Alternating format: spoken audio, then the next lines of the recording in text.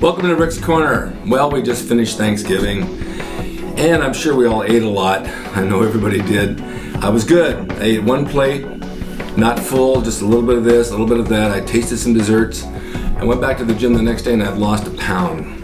And my theory is your body fights so hard to digest that food, you end up burning more calories than you take in. And it happens to me every year. Okay, that was on Monday. So I go into the gym today after this past weekend, and I'm up 4 pounds. I have no idea why, but sometimes this happens on Mondays, but I'm gonna drop it. I'm gonna drop 4 of those pounds. I don't wanna be this heavy, it's too heavy for me. So anyway, those days are gone. Now we're off to new holidays. We're gonna have other desserts and other foods. But my main reason for this show today is I wanna talk about warm-ups, warming up before you work out, because everybody has a different theory, everybody does something different, and I'm not quite sure if any of it's wrong or any of it's right. I just know how I do it. Back in the day of the golden era when I would go to the gym, I would literally walk in the gym and start out, say it's the chest day, I'd start out with bench presses. I'd put 135 in a bar and do like 12 to 15 reps. That was my warm-up for that particular exercise. I figured on every exercise I did, the first set was a warm-up, and after that I started getting serious. So if it was 135 for 15, then I'd go to maybe 185 for another 12, and then 225 for 10 or 12, and 250 I believe for about 8, 275 for 8, 315 for around 8, and then I'd go up from there in singles. But that worked fine for me. I didn't have any, didn't have bicycles, didn't have anything to warm up with, and I didn't do any stretching. And I always felt by going into the gym and hitting the weights first, I had more energy to work out than if I did warm-ups and deplete my energy source. However, that's kind of changed throughout the years, and I know a lot of people do something first and they stretch and they warm up and they go into the gym and they do their workout. I think the theory of warming up first is probably even better now today, so that you don't pull muscles or rip something, because especially in cold weather, when you go in cold and you're not used to doing something, you're going to rip something if you don't warm up. I really truly believe that now. I think maybe I was just lucky that I didn't rip anything. I did rip a tricep back in 80 something. I was doing decline triceps with 65-pound dumbbells, and I felt it snap off my right arm, and it was like a gunshot. I got up and I thought, wow, what happened? My arm turned black and I couldn't push it down or anything, and I thought I sprained it. I go to the hospital and they take an x-ray and they say, oh no, you just sprained your arm, there's nothing missing. Well, there was, and they didn't catch it, but I saw the x-ray a few years later in my garage I had, and I looked at it closely and there was a bone chip there, and I literally tore the tricep tendon off, and by that time, after I had it diagnosed, it was too late to reattach it. So basically the rest of my life to this point, I've gone along without one tricep strand, so it makes my tricep flat. It doesn't have that round shape that it used to have. It doesn't bother me, really, but you know, if I was going to compete, it would be a big problem. But it is what it is. I gained my strength back. I could do everything like I did before, because your body compensates for having things ripped. Now, maybe that's because I was warmed up, because this is like the second exercise I was on already. It was just a weak tendon, and I think reasons why was I had hurt at wrestling, banging on the mat all the time on the right side, and I had 3 cortisone shots in it, so what it does is it's like an acid on tendons, cortisone, and eats it up. But that's not because of warm-ups. But I do see people today warming up pretty good, and then they're getting into the workout. Now, like I always said, I felt like if I did a lot of warm-ups, by the time I'd work out, I was tired. Well, I would maybe do the bike after, or the treadmill after my workout, so that way I had the weights out of the way. But now for the past, maybe past year or so, I've been going in, I do the bike first. I can't do the treadmill until I get my knee replacement, but I do the bike for 20 minutes. I feel warmed up, and then I jump into my workout. And I haven't noticed any change in energy at all. Actually, I feel pretty good getting the blood flowing, and I think that's really important to have some sort of a warm-up exercise. I'm curious what all of you do, if you want to post this on here and talk about it. It's interesting because everybody has a different method. But even like I said, back in those days, when I'd go in the gym, my first bench press was my warm-up. And then from that point on, if it was shoulder day, I did shoulder presses like light to start with, and then the next set was the next set. So if I was doing 4 sets per exercise, per body part, I would do always the first exercise would be my warm-up. The next 4, I would do 5 then, would be my workout. The warm-up set did not count as part of the set. It was a warm-up set. This is how my mind works. But I got results from it, and it worked for me. Now with legs, I've tried everything. I've done squats first, leg press first, leg extensions first, whatever. I always felt later on that doing leg extensions first and then squatting worked really well for me because I was warmed up and ready to go. Squatting right off the bat, my back was stiff, my hips were stiff, and it was like, oh man, this is not feeling real great, although I was a good squatter at the time.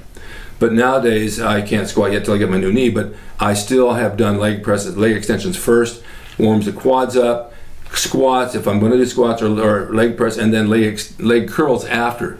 And then sometimes I'll do calves first. The calves doing first will warm my whole leg up. It'll work all the way up to my hip. And then I'm ready to go start my leg workout. Arms, I don't know. I used to always have a standard of maybe barbell curls, then dumbbell curls, or dumbbell curls first, and then alternate dumbbells I liked, and then one arm concentrations, either seated or over the preacher bench. Those always worked really well too back in those days. And I remember walking into the gym once, I think I must have been about, 17 years old, and I was living in Bakersfield, and I was doing alternate curls with the 65-pound dumbbells. That was a lot of weight. I can't do it today. I just can't do it. In fact, all the big guys I saw curling like that today do like 20s. I don't know why. Times have changed. But I never felt any growth off the 20s or 25s or 30s. It was always the heavier ones that made me grow. Triceps, I always warmed up with tricep pushdowns because that's a pretty standard exercise and it's easy on the elbows and it puts blood in there and it warms up. Then you can go to the overhead extensions or the skull crushers or the one arms because your arms are already warmed up. If you start with them, I know that the tendons in the triceps got a little stiff overhead and they started to hurt really bad. I hear so many people complain about sore triceps or sore elbows, and it's from straining that tendon that goes around your tricep. I think the major complaint of a lot of people are their elbows, their shoulder joints kill them, and their lower back. Not as much knees as I used to hear, but lower back for sure. So hyperextensions for lower back are good, and that's a good little warm-up as well. Abs, I have a theory on that too, and I think you guys all know this. I mean, I had good abs, always had good abs, but I trained them hard. And then I got to a point where I quit training them so hard because they got so big, they looked distorted. They did not look good at all. That's a muscle on me that grows too easy, and I don't want it. I want to have a smaller waist. Even today, being heavier today, I feel like really bloated in the stomach, and that's usually the abs. So that's my take on warm-ups. I mean, you can do what you want.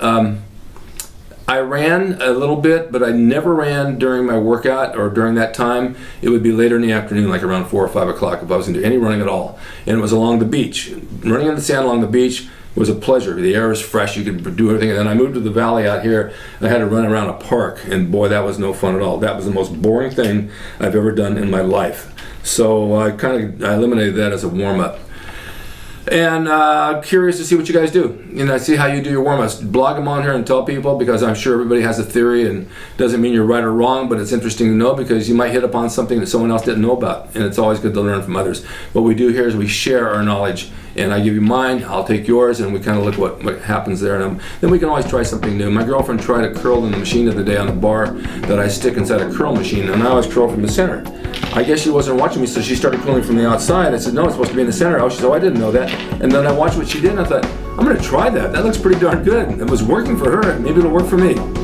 Anyway, thanks for watching Rick's Corner, and we're going to have good holidays, and we'll see you soon. Bye-bye.